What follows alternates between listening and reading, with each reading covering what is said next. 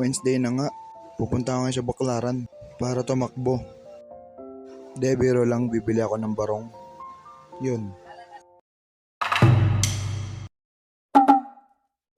Toto nga pala, samahan niyo ako.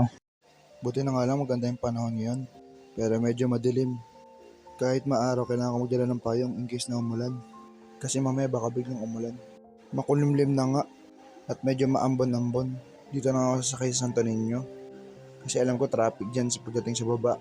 Dyan sa lower. Nakachinelas nga lang pupunta ng Baklaran. Nag-aantay ako ng tricycle dito. At nakikita nyo, maambon na.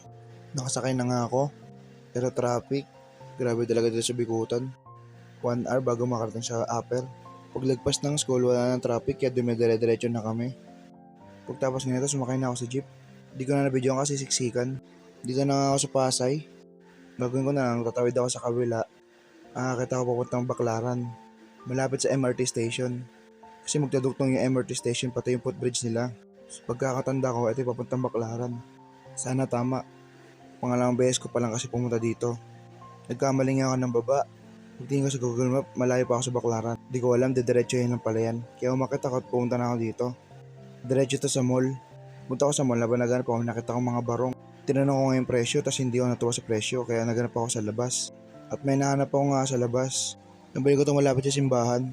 Kasya naman, pero hindi ako natutuwa sa presyo. Check natin yung mga itsura ko. Pauwi na nga ako at pasakay na ako sa tricycle. So far kasya naman, pwede na ako mahimlay. Joke.